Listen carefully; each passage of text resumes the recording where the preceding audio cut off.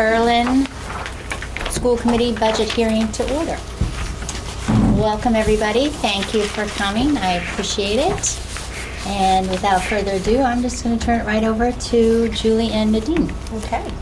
And again, thank you everybody. I'm just going to stay sitting tonight because I think we can. It's great to be able to do the budget hearing here in Berlin. So I appreciate you all coming out tonight.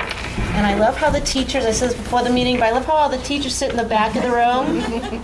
So just think, what kind of students were they in school? I don't know, but anyway, thank you teachers for taking the time out as well to be here. I think it's really important to express our budget and where we've been. So I'm going to start off talking about educational. So good to see you here.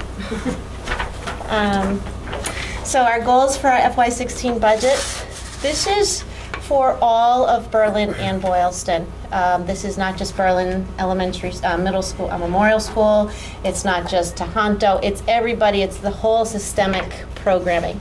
So the first step is to continue to enhance our elementary literacy program as part of the 2-year process.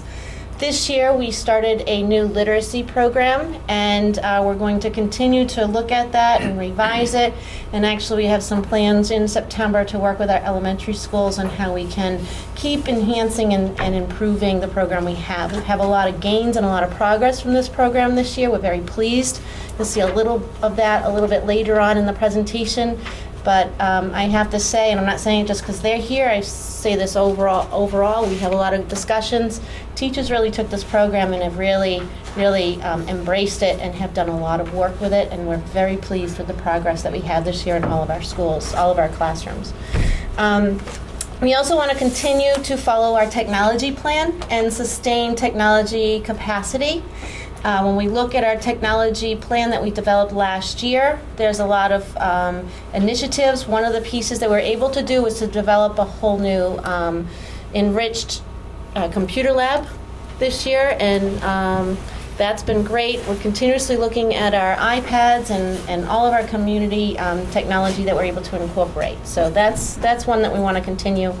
We also want to maintain the momentum in developing a STEM-enriched program. So we developed a STEM committee this year that consists of our staff members, but we also have a very rich STEM advisory council. We have about 30 to 40 community members, Berlin and Boylston members together, and we've been doing a lot of work on looking at vision and mission and what does a STEM incorporated enriched program look like in our schools. So that's great, and actually next year we're looking into increasing that more into the STEAM actually. So we're very excited about that as well. To utilize the district's revolving accounts to offset our costs while providing future fiscal planning. So we're going to talk about what does our future fiscal planning look like for our schools. How do we sustain the programming that we have? It's not so much of a concern here in Berlin as it might be in our other 2 districts. But we'll talk about that as well and what does it look like. We have some strategic objectives that we've been looking at. Our big focus, as you know, has been data.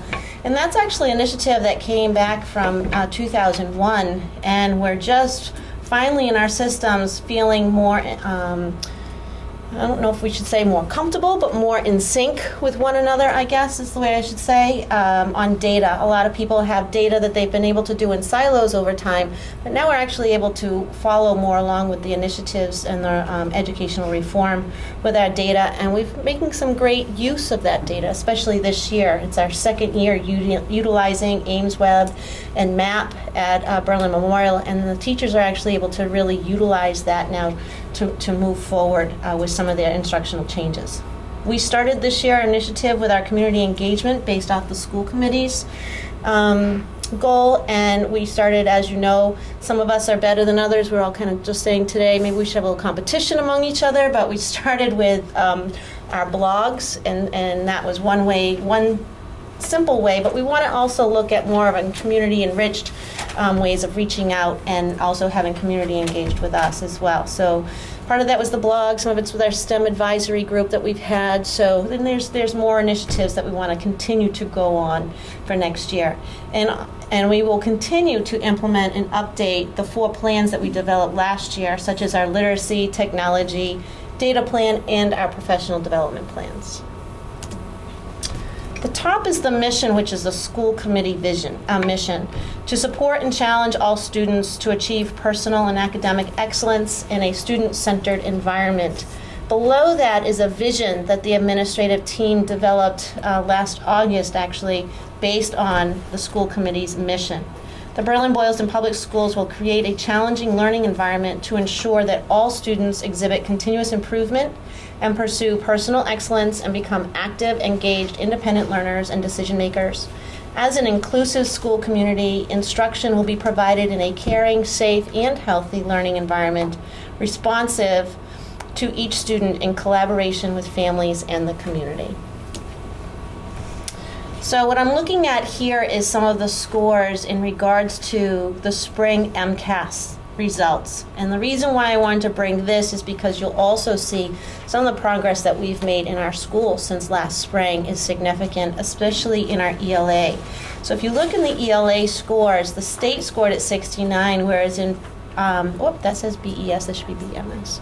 In BMS, it is 57, and in math, state was 60, and in BMS it was 61, and in science it was 55 for the state and 58 for BMS. So our big concern clearly was ELA, which really brought in the purpose with why we want to be looking at our literacy and why we needed to make some changes happen. I will say that in the spring of 2014, they had incorporated also all of the Common Core state standards into that Mcas, and we were still revising an alignment of our English curriculum, our literacy curriculum, with this year we're in alignment.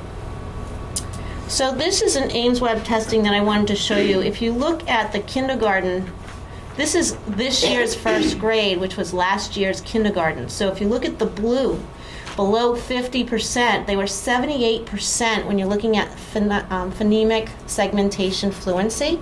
And this year, and last year these students had 0% that were at 80% or above, and we now have 18%. And in our between 50 to 79%, we're now at 54, where last year we were at 22%. So you can see some significant gains in the phonemic segmentation area of fluency. This year's second grade class, last year's first grade, again, you can see at the 80% to above, we were at 14 to 12%.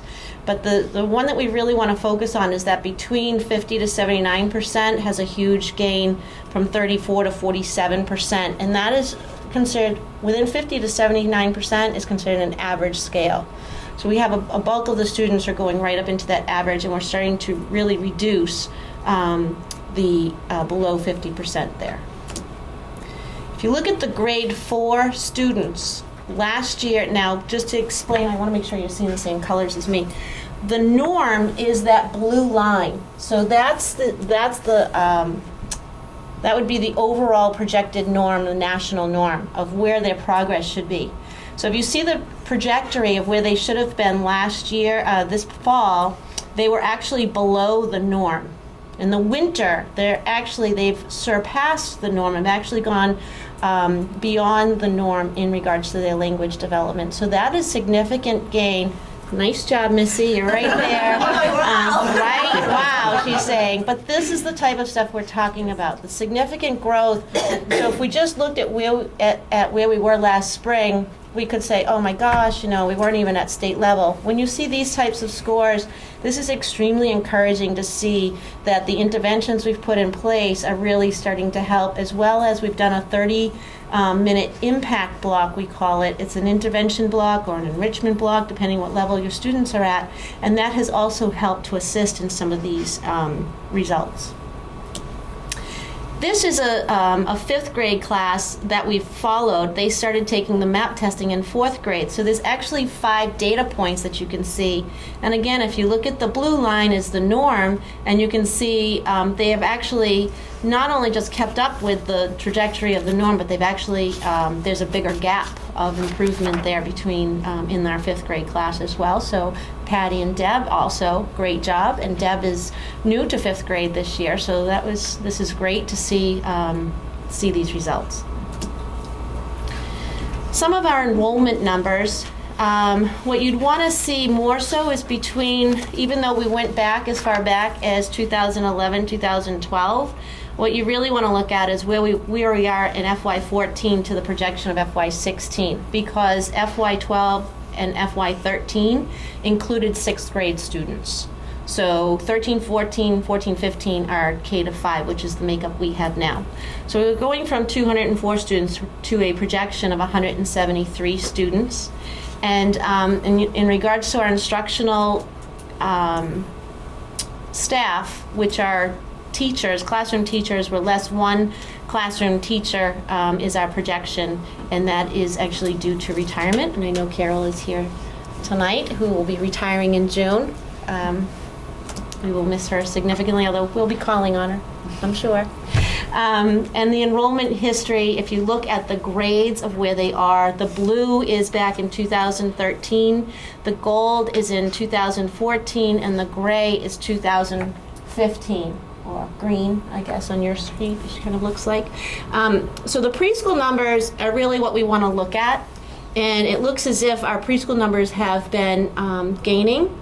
And so then you look at the kindergarten, and we went from 28, 29. This year we were down to 20. These are all, by the way, as of October 1st numbers. So whenever we're reflecting on numbers, we're looking at October 1st numbers. And they do fluctuate throughout the year. But this is what the state uses when they give us our reimbursements and so forth. And we just use it as a consistent guideline, because that's what we have to report to the state. So we're just constantly looking at this. This is the tricky part with Berlin Memorial, because some schools, it looks like, some, when you're at 25, 26, 20, 28, 32, it's always really tricky. Do you go one class? Do you go two class? Do we include school choice? Do we not? It's a very tricky number. There's no scientific formula you can use. Families move in and out all year long, every year. So it's very tricky when you have small schools such as Berlin Memorial to try to make those numbers. And we're constantly in conversation with those. Here is the current school choice enrollment for each grade level. So if you look at, this year, the numbers that we have about 18 students that are school choice total from K to grade 5. And we constantly, again, will look at these numbers. What we do when we're considering school choice is that we look to whether we have one class or two classes, and if let's say we have two classes per grade level, then we decide how big are those classes, how big do we want those classes to be, and we always try to leave room for a couple of students in case they move in when we make those determinations. If we have one class, and let's say a class is about like 24 or so, that's always tricky of whether we want to, because if we want to leave two spots, then we want to make sure that we're not filling them up with school choice, and then we don't have room for our resident students when they move in, and then that could bump us into another class. So it's always very tricky, but we do try to make those recommendations to the school committee. Typically we make the recommendations, the policy requires us to make recommendations by May 1st to school committee on school choice. Last year, even though we had made a decision to school choice, we had also asked for a revision. I believe it was in June when we made another revision in the school choice numbers, because the numbers weren't what we had predicted that they were going to be and allowed more space. So we always think about those things throughout, and we can make those decisions at any time beyond May 1st as well. It's just they like to know. The main reason is because the state needs to know in May whether the school committees are going to approve school choice or not. Not the numbers, not which grade level, that's just what we make as a determination. But they just need to know if we're open to school choice or not for their own reporting. But we can make those changes throughout. So here we go, 18 numbers. So you can see that back in 2013 we had as many as 35 students, but at that time the majority, we had a lot of students that were actually in 5th grade. So when we had 5th and 6th grade that were included in that number. So a lot of those students went up into Tohoto that following year, and we had started to decrease some of our school choice numbers, and then last year we decreased quite a bit more. The budget comparisons, I will, do you want me to do this one and you jump into the next one? So you can see where we are.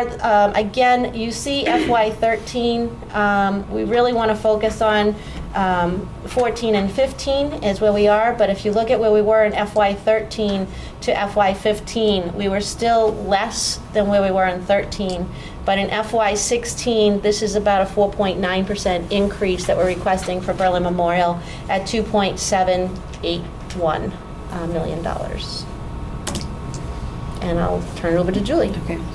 Here is a summary of what's driving the almost $130,000 budget increase. The largest item we have is that we had a student move in who has an out-of-district placement.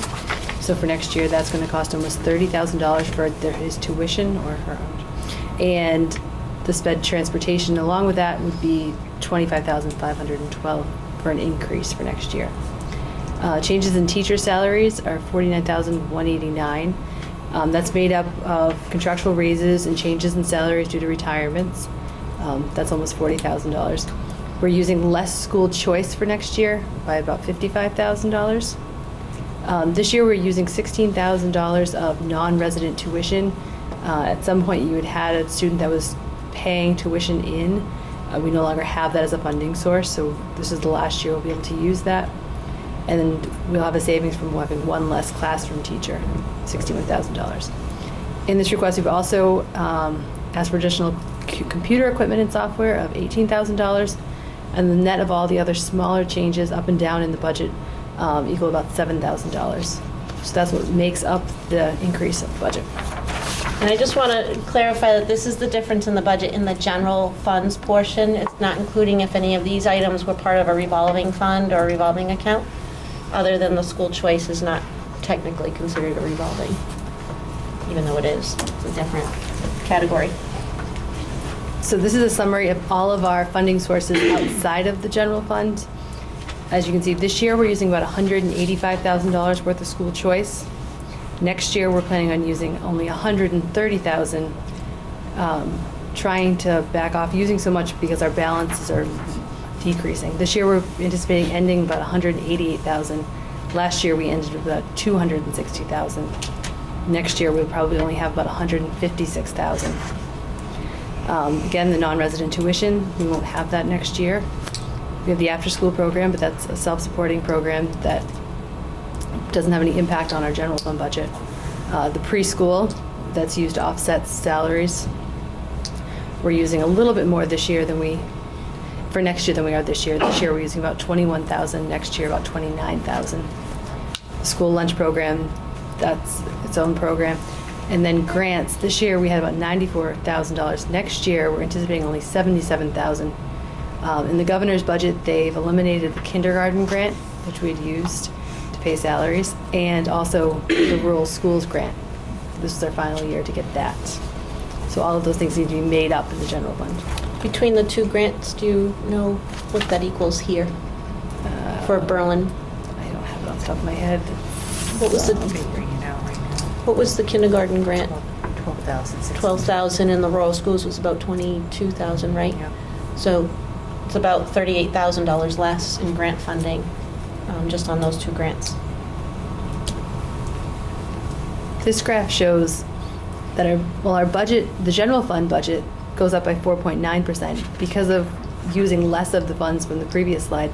The overall increase in our budget is 1.6%.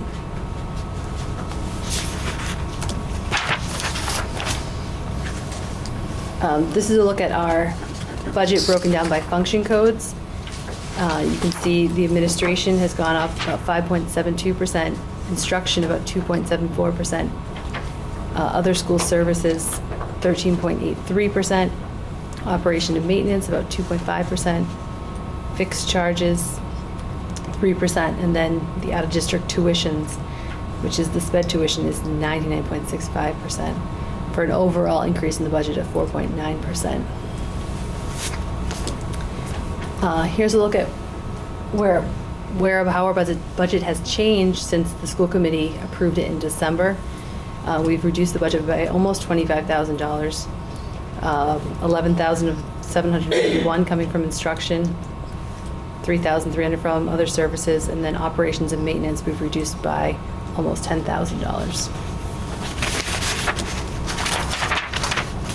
And here's a look at the overall impact to Berlin for all of the schools.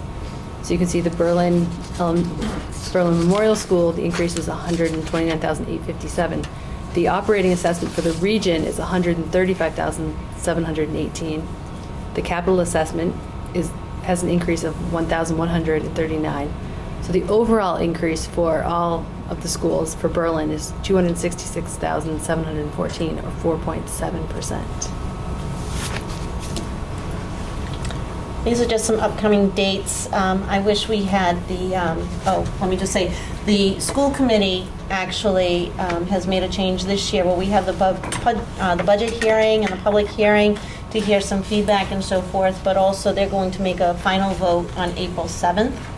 And the town meetings here, and I wish that we had a representative from either the select board or the FinCom here tonight, because I just wanted to ask them what time their meeting was so that we could let the public know. But I don't know if either of you know. And the reason why I don't is one is a half an hour earlier than the other, and they're both on the same night in Boylston and Berlin. So I don't know what time they are, but that's okay. It's May 4th anyway is when they have their meeting. At this point, I'd like to open up the floor to any questions, or if there's a question you have about any of the slides, we can pull them back up. And we really just open it up for overall questions from anybody and everybody. So, and if you should have received, last week we sent out the line item budget. So if you even have any questions on the line item budget that you received, please, we're open to you. So this is the townspeople's money. We're just showing you how we're spending it. That's it. So any questions? Robin? I know a lot of us are concerned about losing, not having a second kindergarten. I know we're losing Carol to retirement, but I know we're trying to stick to a budget, but if that budget is unrealistic, we're looking at having a lot of kindergartners potentially. And, a lot of people make decisions late. Mm-hmm. Do we need, as a town, do we need to look at increasing that budget so we can hold on to that teaching position? That's a great question. Let me go back and show you. I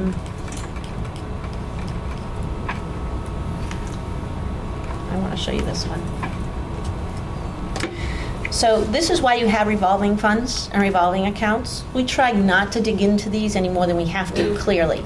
But situations do come up, especially in small districts like this, and that's why it's great to have a revolving account to have to go back to if you need to. So I know a lot of people are concerned about kindergarten. We all know that. We've all talked about that. We have to make these decisions in December, what we have for classroom numbers and classroom sizes.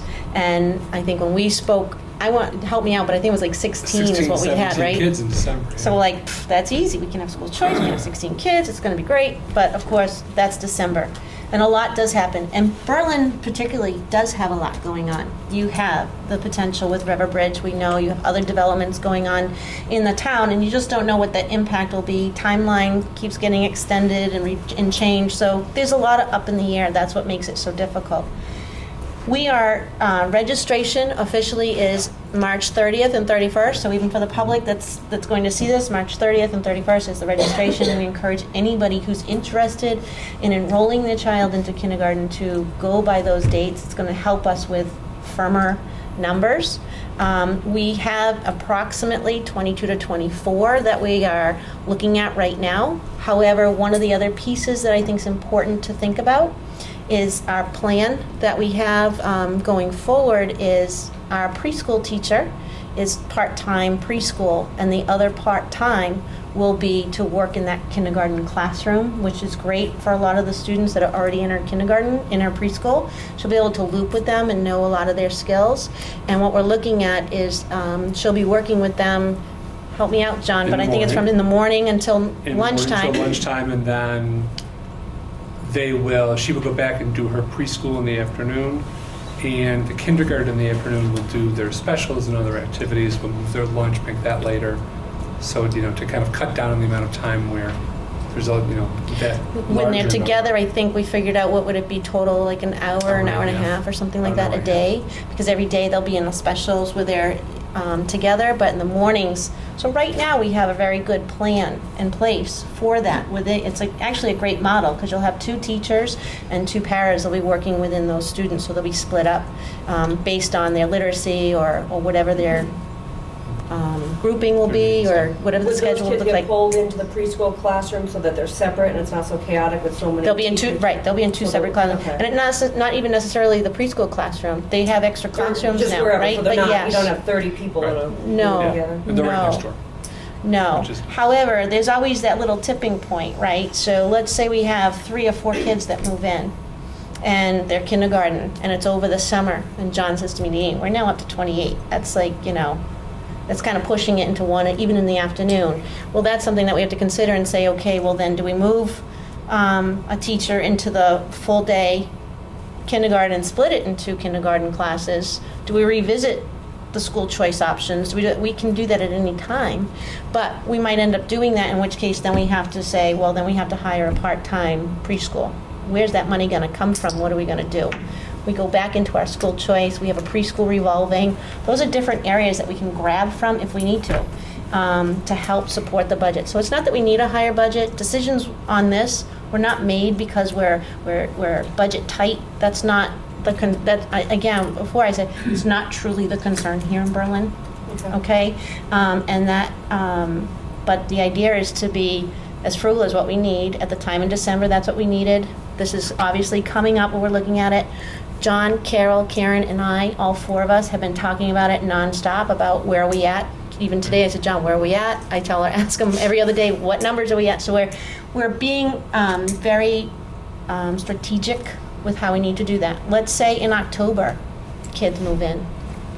We start preschool in October if we need to, but right now, it's not what we have. We don't even have an official registration yet. So we encourage parents that are interested to come into kindergarten to please register, so we know what we have to do and we know more about our planning. I But- just wanted to clarify too, that the preschool, there's also an extra para, so the student Oh, I'm to sorry, teacher, yeah. student to adult ratio is, say you had 24, would be 6 to 1. 6 to 1, In the morning, that's morning hours. right.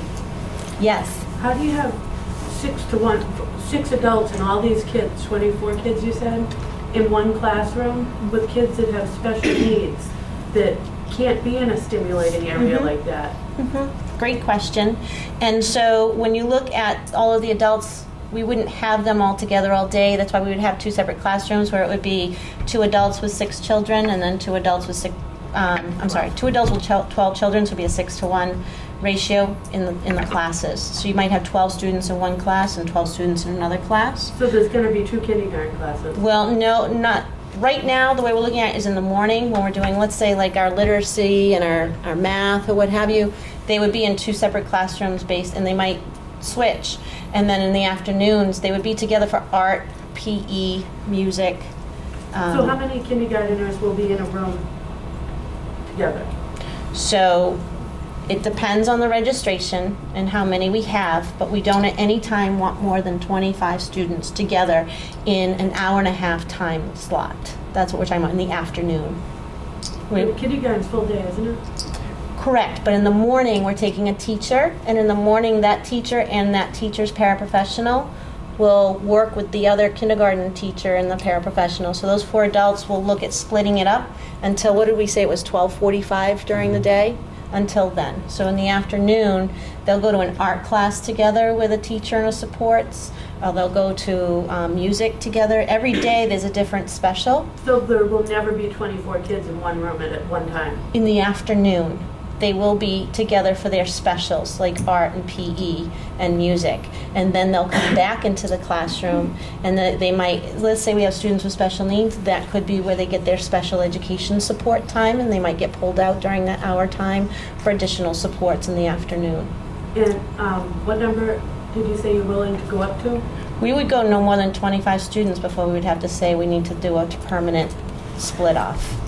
Because, again, if it's only an hour and a half in the afternoon in that classroom setting, that's when they could have more of their specialist type supports, where they might get pulled out of the classroom. threshold for a kindergarten is 20 usually, you know, not mandated, but. Yeah, it's not mandated. There are, and I would never do this, but there's some districts that go 30 students with 3 adults. That's not a good model as far as I'm concerned. But where we are, we're excited to see this kind of model roll out because it'll be a great intervention type. And what about the one-on-ones that multiple children are going to have in the classroom? So that's something, again, we've been working with Karen as the SPED director to work on those types of issues. Again, we don't even have registrations yet, so we start having more conversations once the registrations are finalized, and we start looking at the profile of all the students to see where those needs need to be met. So you don't feel that 25 is a high number for a kindergarten class? I think that's the max that we would go in an afternoon session. I wouldn't do that as a full day every day, no. I would never do that as a full day. Okay, I have 2 things. Sure. My first thing is then the assessments fall on which teacher? Yep, So so. it's not going to be Mrs. Walter because that's an awful lot. So that's great question. The assessments fall on all the teachers that service all of the students, so there's really no one teacher that those assessments fall on. The assessments fall on, so for example, if there's a special ed teacher that works with students, the special ed teacher is just as responsible as the classroom teacher. Sure, but I'm talking about, say, the 24 children.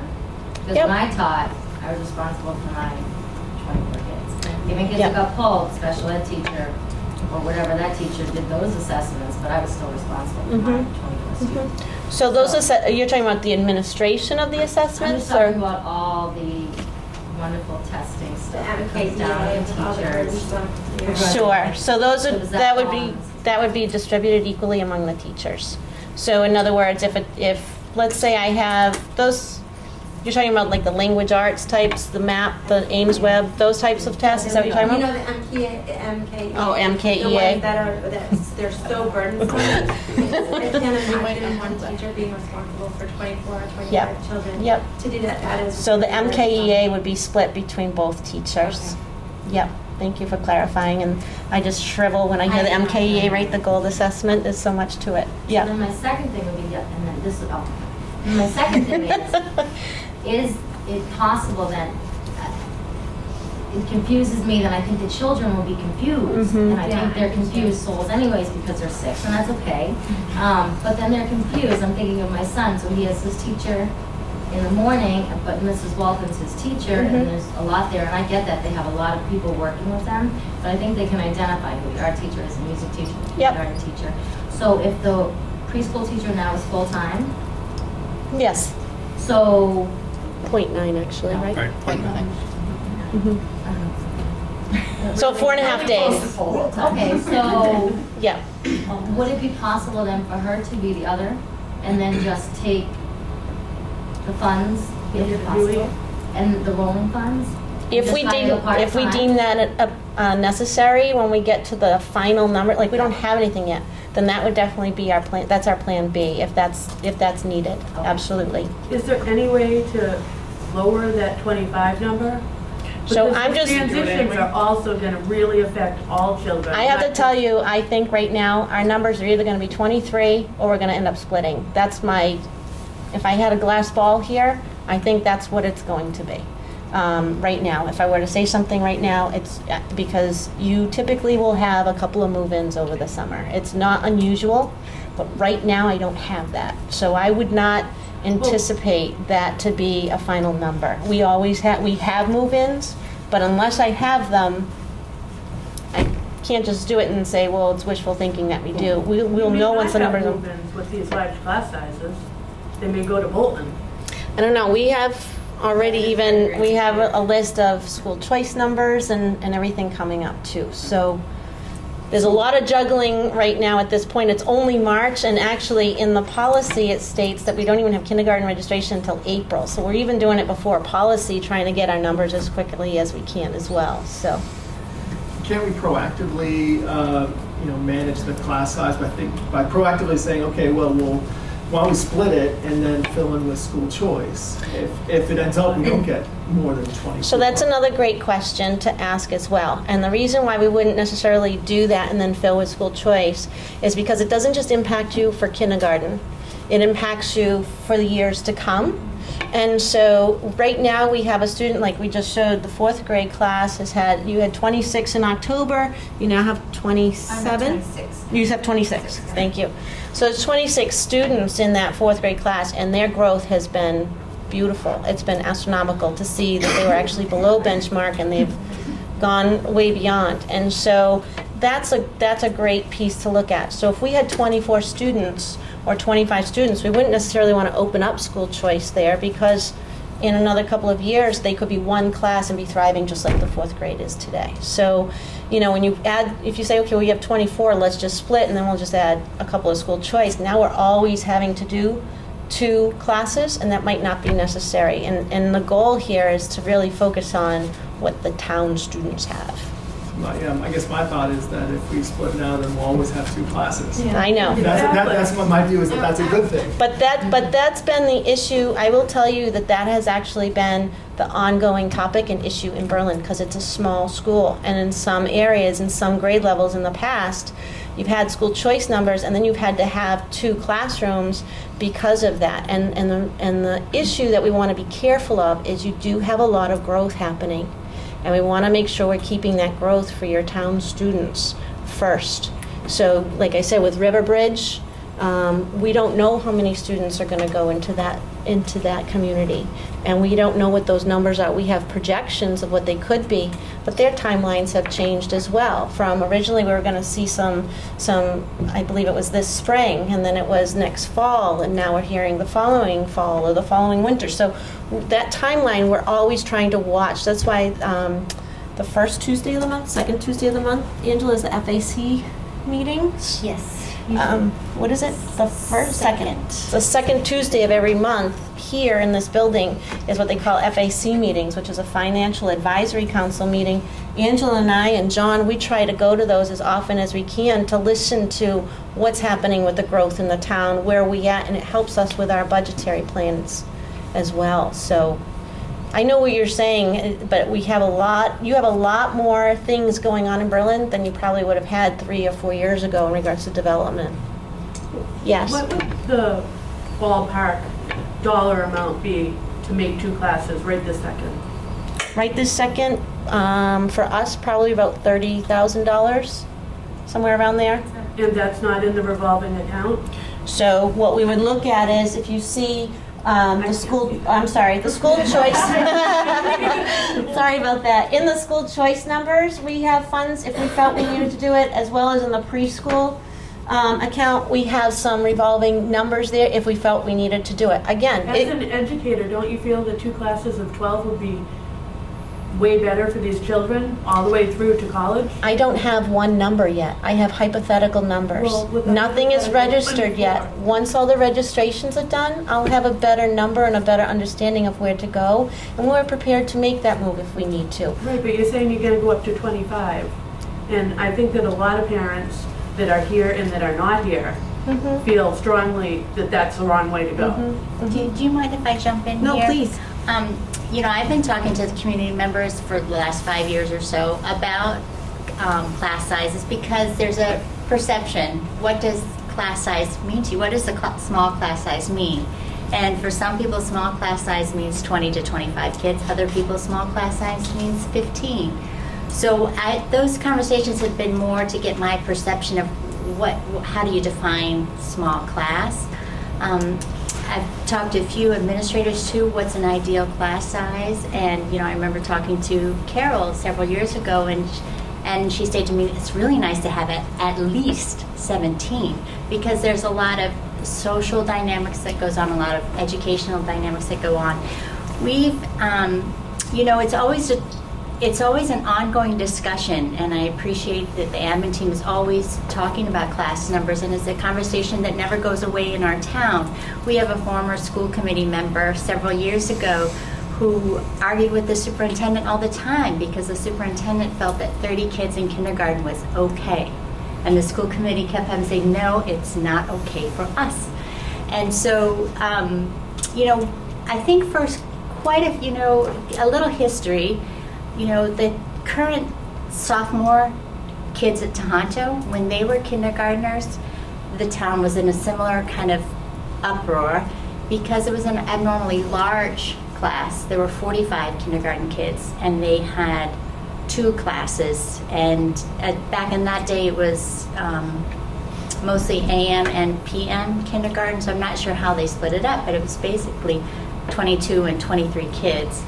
And, at that time, the community was like, can't we have 3 classes? Can't we have 3 classes? So it's kind of an on.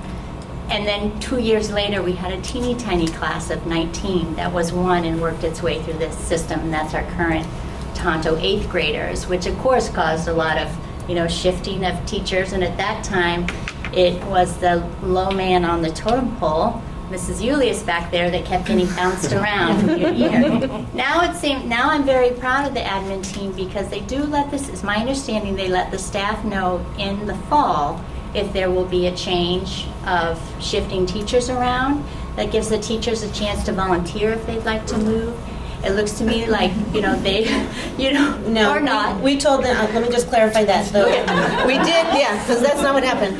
So kind of, sort of, but not really. So let's just clarify that, though, first, right? So in the fall, they were told that there would be some switching. They didn't know where or when, because John was new, and John spent the whole year last year actually just kind of observing, getting ideas, and making the decisions. Some people did ask for a voluntary switch, and we asked them if, we tried to honor those wishes.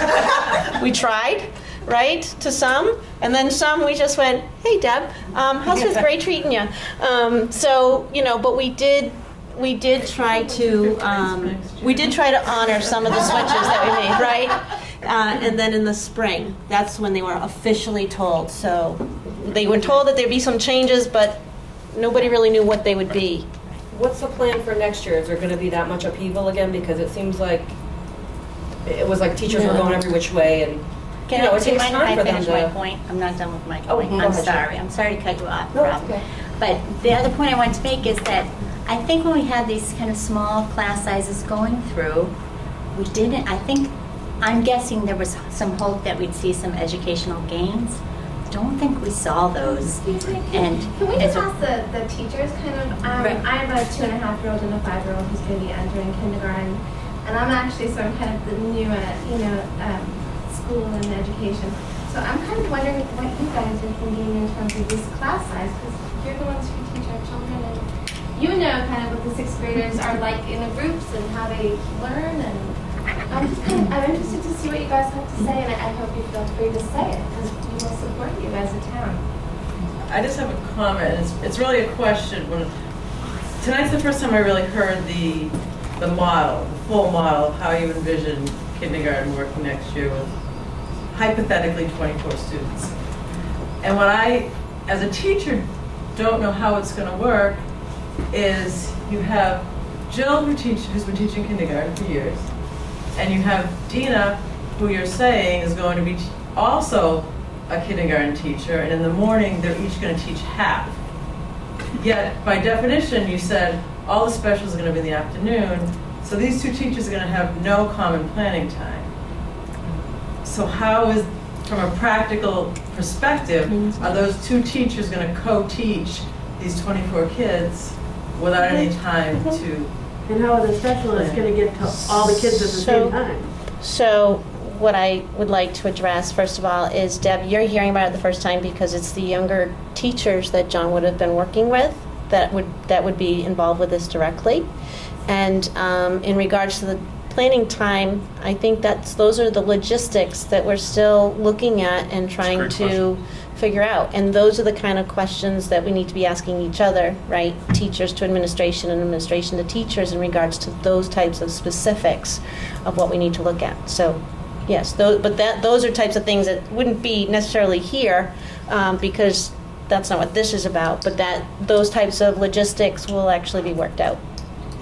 How much does a one-on-one aid cost for a child for the school year? Oh, that varies. Karen, you can Would help me with that that. be in comparison to a... 22,000, something like that? About $26,000. So my son, if it's going to go over 20 or 20, over 20 probably, will need a one-on-one aid. So that's whatever you just said, $26,000. So those, again, would be conversations that would be... It's just an example. So if you took that aid away, because you put the class down to say 18, there's the money to make the second class. So again, those are conversations that are all, that's something that would be made in a team meeting. You know, not an individual decision, but, right, yes. Thank you so much for this forum. It really is appreciated. I'm grateful that it's early and we still don't have the exact numbers, and I understand. But I just wanted to comment about the class size. I just wanted to give you another perspective on that. When you have all of the students grouped into one specific group, it creates no ability to separate children who need to be separated from each other. I would never expect you to work around one family, but I happen to have identical twin boys that are going into kindergarten that are constantly called each other's name all day, every day. And the thought of never having the option of having them split up from kindergarten until 5th grade is mind-blowing to me. Being a professional educator, I can't even imagine having my son called the other one's name for 5 years. So the other thing to think about is, as wonderful and involved as parents can be, sometimes one of the teachers, it's nice to have a break to separate. It's nice to have options to separate personalities, needs, high, lows, and mediums. So I just wanted to give you kind of another perspective of sometimes it really helps for kids to be separated from each other. It helps them, it helps the teacher, it helps the parents. So I just wanted to give you another perspective on that. Thank you. And the thought of 26 kids in 4th grade thriving, that is a real tribute to what you have doing, because I don't think it's because there are 26 kids. I think it's despite the fact that there are 26 kids, because that's a lot. And how many twins? 4 sets of twins. 4 sets of twins. I have to say, I've been teaching in Berlin for over 20 years. I've had classes as small as 12.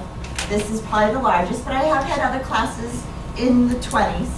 But this is probably the largest. But one thing I know I've said to John several times, the one thing I have to say, when you have classes too small, like 12, trying to mix groups up, you know, they're always the same, you know, the personalities and whatever.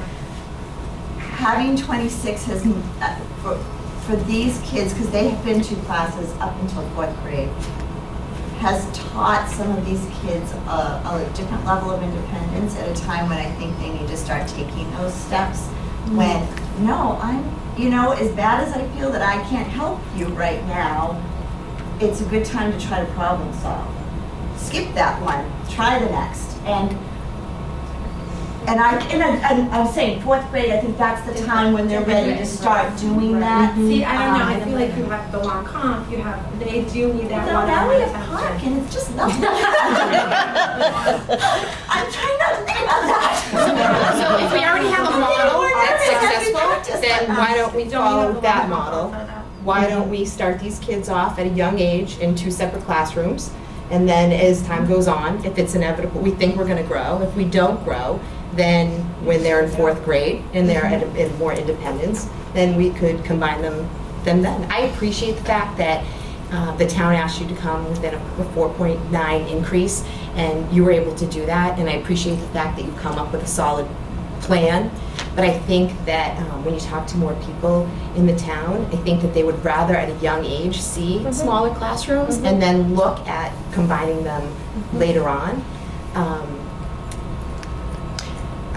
I can't even imagine having that many kids. I understand dividing them up in the morning, but in the afternoons and specials, I mean, do we even have enough computers for technology for 25 kids? Is there room in the art room? Is there room in the art room? When we the gym, we're talking. And my kids are I just, one thing I do want to just say is that, first of all, I totally appreciate what all of you are saying, and your voices have been heard. And we are listening to your voices. We've always listened to your concerns, and we try to make those concerns, we try to help to solve those concerns and those issues. At least I know we've always had since I've been here, and it's really important to hear these concerns. And we are going to continue to look at them. And once we have those numbers and we have the amount of students that we have, I'll be bringing them back and forth to school committee. This is clearly a topic I'm going to keep the school committee on top of and know if we have to make any of those changes as well. But it's not anything that's definite today, just at this time, because this is way this budget had been planned since December, and these are the numbers we had. But once we get the registration numbers, we have the ideas. We absolutely, I mean, we could end up with only 20 registered. We could end up with 19 registered. We could be talking a whole other topic at this point. That's my question is that this meeting seems untimely in the fact that, next week I have, my 30th, I'm going to school to register my son. So why aren't we having this meeting after we have the actual registration numbers? Awesome and question. And is there an opportunity to, revisit this question once we actually have some numbers that we're working with? So, awesome question. Thank you for asking it. The timelines don't always meet everybody's needs. So, for example, the policy states that registration is in April. We moved it into March to give us a little bit more. It's March 30th, but it's still in March rather than April. However, the FinCom makes their final, the finance committees, they need their final numbers. They actually wanted them before tonight, the final number for the budget. So we're working with the town on the FinCom and the numbers that they want in our budget line, and then also in this. But keep in mind, we do have money in our revolving accounts to go forward if we need to, and our budget itself doesn't change. But currently where we are, that's what we're doing. The FinCom is on the town? The town side. I'm kind of wondering if, the town, given though we're, somewhat representative, wouldn't have a little bit more leeway when we're really talking about a kindergarten class for our town. And, in terms of the budgeting, the numbers and things like that. So, if there's anything, I can do as a parent to kind of support. We need a little more time to have some numbers in order to have kind of that final line. It just would make more sense to me.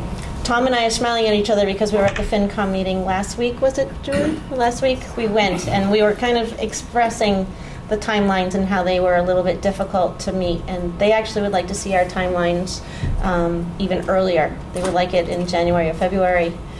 So we're trying to push as late as we can, but still being cognizant of what they need to do for their warrants for May as well. So the other challenge with the budget is that this budget cannot be higher than the budget presented in December by the bylaws. So we can't go above that. And I think you have a great plan that says, we know that that's the ceiling, but we have some money in these revolving accounts, and let the things play out, see what we're really going to have as enrollment, and then we'll make some decisions. Right. We're prepared to if we need to. So it's not like, oh my God, we're making this number and now we did it, and now what? We have no money. We have it if we need it, and we're prepared to use it. We couldn't add $100,000 to the budget. By law, we can't do that. Right.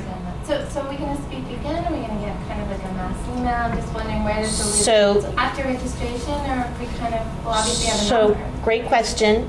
On April 7th, we will have an update of the registration numbers to report at the tri-meeting that'll be held in Tohoto. Everybody's always welcome to any of our meetings, but that's when the school committee will make a final vote on the budget. But we'll also have a bigger, a more accurate number, because it'll be a week after the registration of kindergarten. So Will we'll there see. be discussion around that 25 number? It won't be a discussion at that point. There's no discussion. This is the discussion time, and that's why we're taking everything that you have at this point. So at the tri-meetings, when they do the vote, that's the vote. This is what... How do we discuss it if we don't know what the number is? Is there going to be a meeting before the vote so that we have the number? Typically don't have that, no. I think this is where we're gaining the input. And I think what you've laid out, kind of your tentative plan based on the numbers we're seeing. I don't think that anybody with a child in kindergarten wants to see 25 children in the classroom, whether they're split up or walking around the hallways or whatever they're doing. They want to have one class for their child to feel secure and safe and be able to learn and not be distracted by 25 children. So we thank you for that. Kind of the afternoon sessions, the things maybe other people don't think of as important as, the English, the language, the science. But, to me, art, physical education, music are very important. Yep. And what does that look like with having that large of a class? For the kind of the individual attention to notice this kid, really gets this instrument, or this kid really seems to have a touch, or this kid is a little, those things are important to me too, I guess, and kind of the extracurricular. The whole second half of the day, so certainly other people think it's important too, and why is that one okay to have a bigger class, whereas kind of the morning, more academic things, would be split up. We were thinking they would definitely be split up. I think our mindset on that is, the foundation of all learning is to be able to read and to be able to build those skills. And so a lot of those are a little bit more intricately required, a little bit of a smaller attention and intervention, if you will, as well as the mathematical components. So we would be looking at that as requiring more of a smaller area, and that's why we're saying it would be perfect to have the 2 teachers in that area.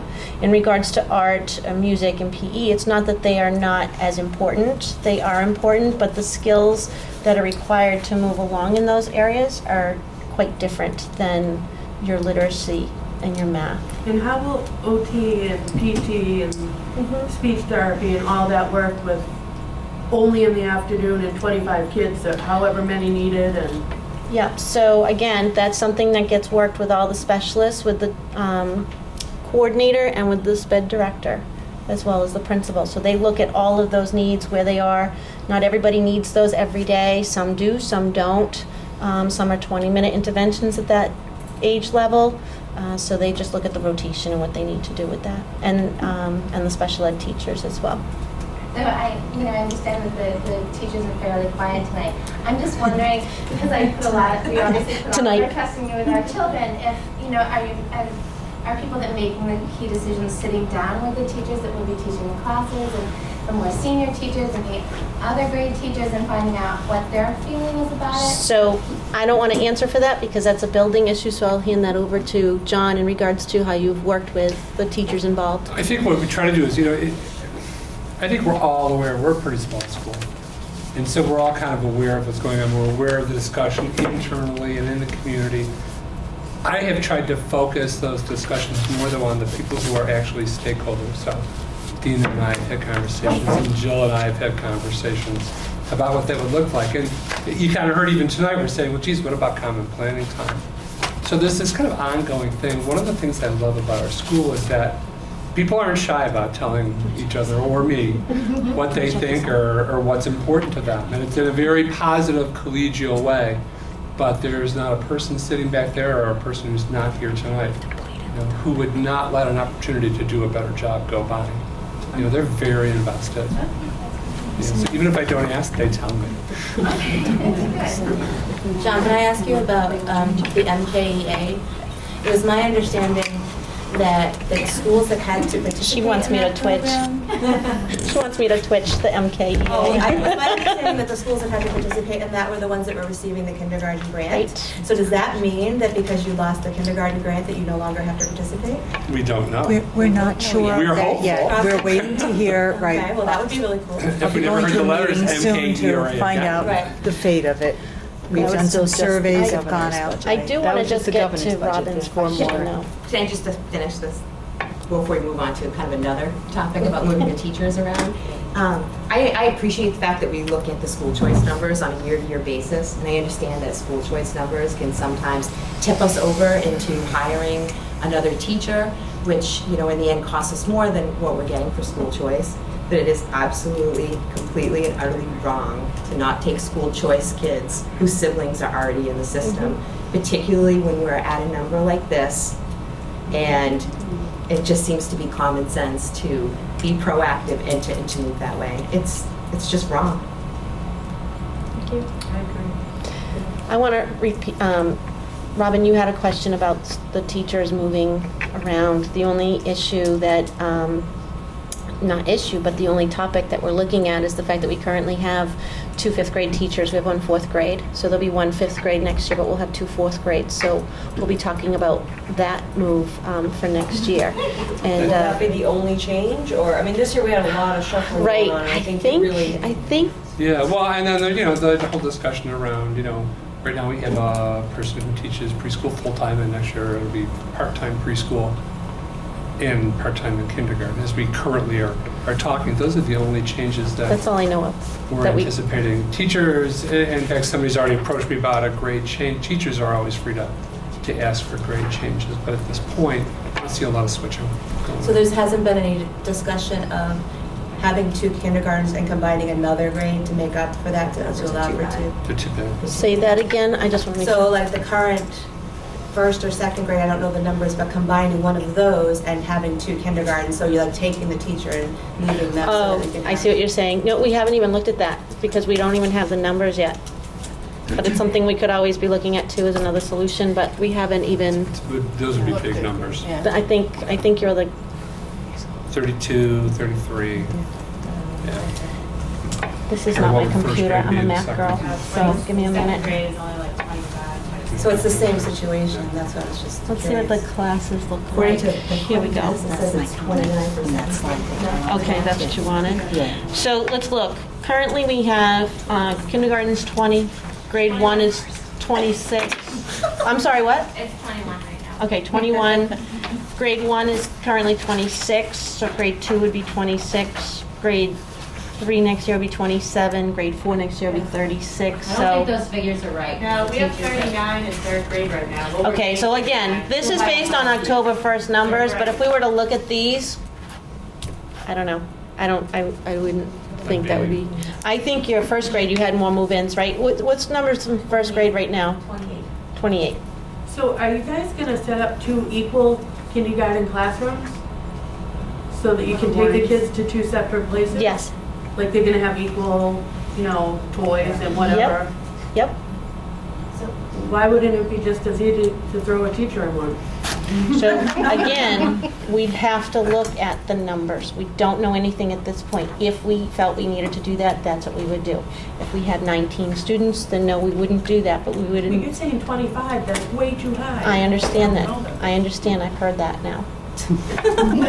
Angela, did you have a comment? I did. I just had 2 comments. One, I was wondering if I could charge the admin team at one of your meetings to have a discussion about our policy that has our kindergarten registration in April, to look what would it be if we did it in January, if you did it in April, have the preliminary registration. Do you think that would make a difference at all in helping you get more accurate numbers earlier in the budget process? So to have that discussion and see if you would recommend a policy change or no, you'd recommend keeping it as it is. So if the admin team could have that discussion. We'll do that, but I think, Carol, you wanted to say something too, right? I think part of that, though, Angela, is getting the accurate figures on the census, which doesn't typically come out until I think it's January. The census goes out from the town. That's one piece of it.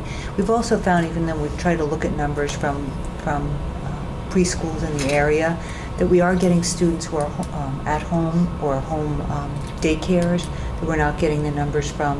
We can't seem to locate children who have gone to the workplace with their parents who are at a distance. We don't have those numbers coming in. And we also have students who are moving in, sometimes from other countries, as I've looked at some of the Berlin places. more so this year than I think. So I mean, I guess the point is, even if we looked in January, I'm not sure how many more we would get moving in the spring. We could try. I mean, it's certainly open to trying. I think we could consider that for next year, and we'll certainly have a discussion about it. I'm just wondering if you had a more publicized registration time, if that would get kind Earlier. of Yeah, I mean, if that would help you Or could you get the put people that are forward at having 2 teachers, like the max that you could need in your original budget? That way you're allowed to subtract, if I understand correct, but you're not allowed to add back into the budget. Right. So could you start with max, which I know caused problems last year, I understand that too. Thank you, Gina, for remembering that. I do remember. But it's just something, especially when a case where kindergarten specifically is so, especially in Berlin, it seems to be so volatile, the numbers. So it might be a way to allow you then to not have to add back in. Yep, it's a definite good strategy to think about to do. Again, we had 16 when we were looking through everything back in December, and Yeah, we did. then when we That's all got the had. census in January, and then you got a census, and your census didn't match my Didn't match your census, census. and so it was quite a fun time. So we have to try to work on that as well. So, all right, Carol. I just want to clarify a couple of things in my own mind. So you're talking about in the mornings for literacy and math and those subjects, that the class would actually be split and one person would be in charge of 12 kids and the other, I'm going to use 24 as an example. Yep. One person would actually be in charge of everything for those 12 kids and the other teacher would be in charge of everything for the other 12. They would actually be in charge of assessments, they would be in charge of conferences, they would be in charge of report cards. Two people, Correct. each doing their own set. Correct. So there would technically be 2 classrooms of kindergarten all morning long. That's correct. And that is correct. And again, this is all hypothetical at this point because the logistics of everything, John would work with the teachers involved with that. So those 2 teachers, and then in the afternoon, one person would be in charge of getting the kids to art, music, and gym. And what else? What else would take place? Art, music, PE, technology, library. Lunch, OT, PT. What about science and social studies, those kind of things? They would do, one teacher would do all of that. So again, those types of answers, Carol, would really have to come more from John and working with the teachers on the schedules. It's really not, we don't have that whole schedule right here in front of us for tonight. That's not really the purpose for tonight. In regards to the logistics of the day and how that would run, that's something that the teachers involved and John would have to sit and work on together. So in a way, though, you're kind of saying that you, for core subjects, you do think that 24 is too much. I mean, that's sort of what you're saying, right? And that you think the best education would be to have them in 2 classes. If we had 24, 25 students, yes. Right. Yes, absolutely. I just want to be clear that one person wasn't responsible for all 24 students. No. Or, you know, for overseeing conferences, report, No. things with all that scheduling, everything that had to be done. No. It would actually fall in 2 different, so you'd have 2 K teachers. That's correct. Technically. That is correct. Hi, And Dina. then- And then Dina or whoever would teach preschool in the afternoon. But then she would be in charge of assessing and everything, all of Right, our all the preschool kids preschool additionally. kids. So in other words, she would be then in charge of 24 people. So it's just taking off the kindergarten teacher and. I think there's different responsibilities here throughout, given preschool versus kindergarten and so forth. And again, those logistics of responsibilities and how those would work will really play out once we know the numbers. But we also have to look at the needs of each student as well and their levels of independence, because we're talking about 12 and 12, but we could have 8 and 16. You know, we're saying that to do an even split, but again, we'd have to look at the dynamic and the profile of the students, and that's something that John and the teachers that are involved, and when I say involved, I'm including the specialists as well, would have to sit together and brainstorm that. That's a solution that they have to work on together when they're in I was just originally looking at each other's more like a strengths. co-teaching thing, but it really isn't a co-teaching No. kind of thing. So the kids aren't finding themselves in one room and then depending on their abilities or depending on whatever, they might move to the other class. Well, with the impact intervention block that we have, so I don't want to say ever, never, because that intervention block, the impact is a little different, right? So kids do move around in different classrooms anyway throughout the whole building during that 30-minute impact. So I'm not sure how that works. So we're talking hypothetical. We have no final numbers yet at this point. So once we get those, so this whole conversation could just be a moot point, you know, honestly. So we'll have to see how that goes. Dina, did you have a question? I'll save my question. Okay. After the numbers. Okay. Good idea. Molly? One of the other changing dynamics in the community was the closing of First Parish Preschool. And we used to know a lot of the kids beforehand. I think a lot of families tended to stay close to home to have their preschool experience, and we were always in close communication. So if somebody, you know, had a little red flag, we might go over and check and see and meet and get to see all of the children. And I think some of our referrals even have gone down this year because we don't know where all those kids are right now. So we have 14 kids in preschool going on to kindergarten, but who those other 10 children are, you know, I'm not really sure whether private daycare centers would know to refer for this or that or the other. So we don't really know what those other 10 children are going to be like, if there are even 10. We don't know about the move-ins. We had 11 move into 3rd grade this year. So anything could happen really. And I know that that's the big question, what will happen. I guess I just wondered what if, we do end up at a comfortable place like 20 or 22 and we stay with the one. What would be the plan, say in December, if we had a strange storm like third grade this year and had more? Would it be mid-year split or something? Absolutely. I will tell you, and I can tell you this from experience when I was in another small district very similar to the size here of Berlin and Boylston combined, and we had a building that was just like this size, and we had 2 kindergarten classrooms. And all of a sudden in October and November, we had a lot of move-ins. And it was also a cultural difference. It was a culture from another country had actually bought the church. And then all the families were coming into the church. And it just so happened they all seemed to have kindergarten students. And so we got to about December, and we said to ourselves, oh my goodness, we're up to 27 kids, like this is too much. And we ended up splitting in January. What we did was we had hired the teacher before the break. The teacher came in and worked through the 2 classrooms so they could get adjusted to the students anyway. And then right after the December break, they broke into their 3 classrooms. So at any time, that can happen. So even in not as early as September, as early as August, September, or as late as January, February, I mean, you always look at those options.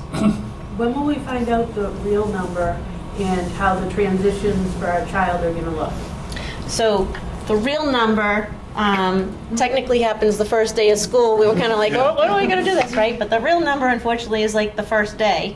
However, we'll have a much better sense, like I said, after registration. It is only March, and last year we made a final determination even of school choice as late as the end of June last year. The March registration, when will the parents know what the number is from that? What's the process that, do we get to be included in that?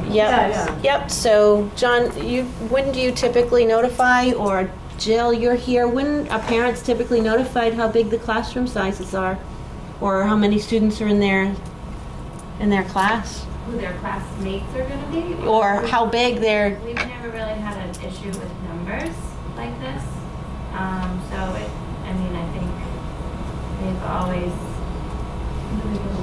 They get a letter in the beginning of August. About who their teacher will be. But who their teacher will be, but not really how many colleagues, right? So it's a great question. It's something I think we need to think about. Call April 1st and get the number? You can call April 1st. And get a number, not the number. You can get a number of current enrollment number, but it doesn't mean it's the number. Call me on September 5th to get the number. Right. That's what we didn't expect, I think. Well, we had last year, I think, was it 3rd grade? Elizabeth, was it 3rd grade that you guys had a huge move-in that all of a sudden I'm getting another one tomorrow. So it was like, but I think it was like the first week of school they had their numbers, and then all of a sudden, like after the first week, we get a rolling number, and we look at it and went, how did this happen? Especially in 3rd grade, I'm like, there has to be a mistake. And we kept going back and forth, and there were a lot of move-ins even within that first week. So things do happen, especially in Berlin. There's a lot rolling. The last couple of weeks in August, we always go in and say, you're always afraid to label anything. Yeah, put anything in ABC order, because guaranteed the last 2 weeks of August, in September, you're going to get new students. You can always call at any time and see how many are registered for that grade I think the level. bigger question is when is the decision going to be made, and we want to be a part of that. So how about we do this? I got a suggestion. Thank you.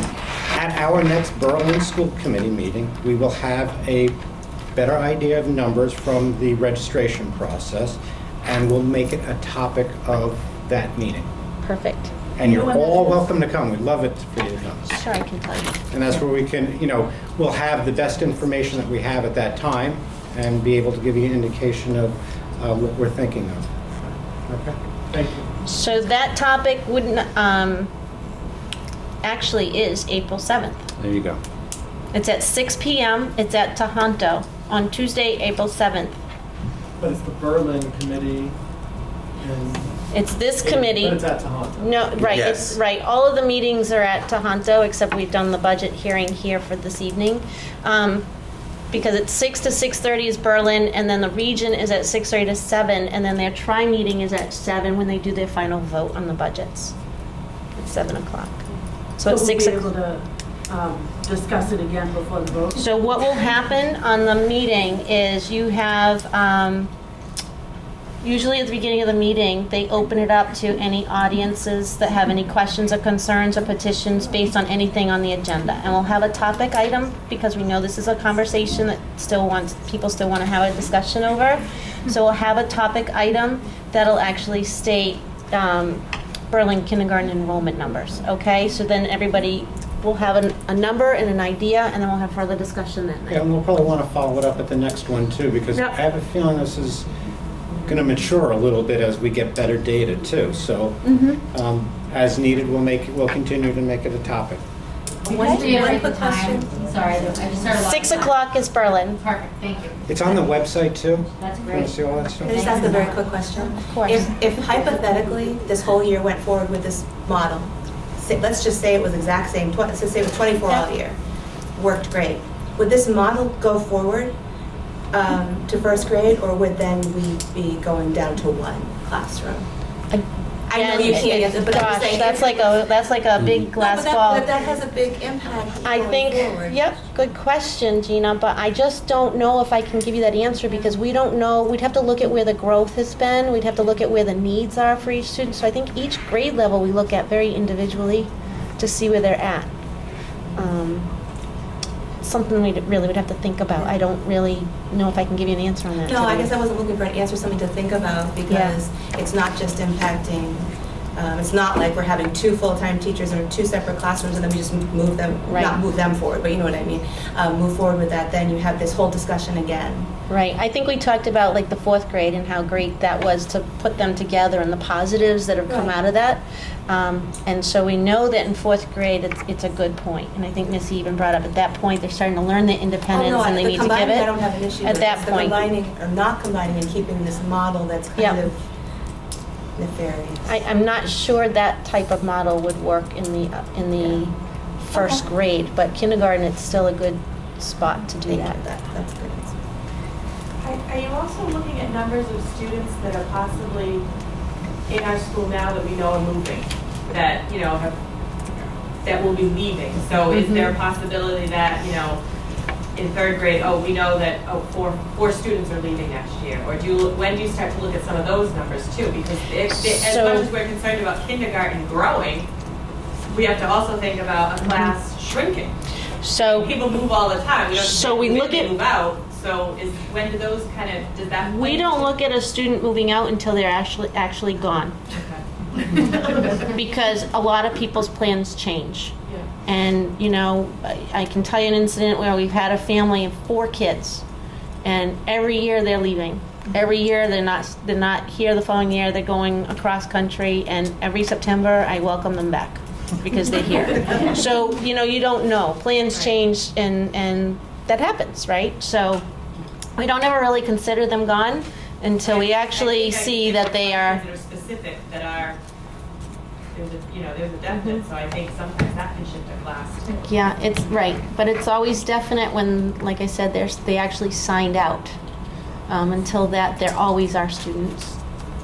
Going back to the budget and maybe Yep. if we had to have 2 kindergartens, you have to take the money from this budget.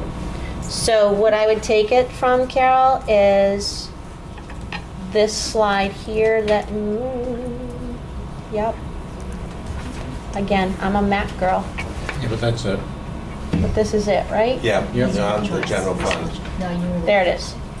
So where we would take it out of, Carol, is not the general funds, but see here, we're anticipating at the end of the year, we have 188,000 in our school choice, and that we're anticipating getting only 97,000 in, and right now we're looking at using 130,000 for next year. The idea on school choice, just so that people know, in future planning and thinking of sustainability, is you look at using here your expense, what you anticipate. So you can see we're already about 30,000 more. However, we had an extended plan. We didn't show it this year, but last year we showed over a 5-year plan of gradually reducing this so that we're gonna be equal to what we take into what we use. But if we need to, that's what these types of accounts are for, emergency situations. We had a student, for example, that moved in the middle of the school year that needed an out-of-district placement. We had to look at what we had in our lines of what we could use when we didn't have anything else left. We then had to use it from our school choice. That's what they're for, those type of emergency situations. But you also can use them to offset, and we typically use the school choice numbers. The amount is to actually offset staff salaries. That's when we're using this 130,000, we're putting it towards the cost of a staff person. Okay, and then the other piece that we look at is the preschool enrollment. So if we look here, we're anticipating that this year's revenue, we got in about $33,000 in that preschool classroom. We only used $21,000 out of the 33, but next year you'll see. So we're looking at maybe having $35,000 in there. Next year, bless you, we're looking at taking in only $18,000 instead of $33,000 and using 29. So they kind of fluctuate, right? So from year to year, you're using more than you're taking in, or you're using less than you're taking in. But we're projecting that as of this time next year, we'll have 24,000 still in there. So we could use from both of these accounts at any time during the year. If it's at the beginning of the year or halfway through the year, whenever, at any time during the year, Julie will say to me, you know what, Nadine, I need to use from these two accounts because of that, for the cost of that staff person. And you can just kind of do that however you need to do that. We announce to the school committee where whenever there's a new staff member that we hire, that's an additional to what we have. We always have to notify the school committee. We have to, the school committee approves us getting an additional staff person, and we also have to let them know where we're getting the money from. But it doesn't have to go to finance committee or any of No, that stuff. It's just no. your budget. Our budget goes to finance committee, but these revolving accounts are all of the authority of the school committee. And if you do end up having two classes, then there's a couple school choice kids right now. There are potentially, I believe there's 3 right now that we have for school choice for kindergarten. So that would offset that teacher possibly as well. If you had to have 2, right? Because you could include those 3 schools. Then that money would end up going in here, correct.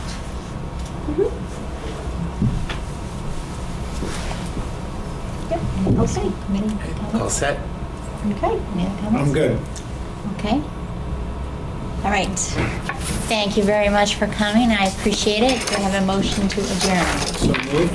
Second? Yes, second. Those in favor? Aye.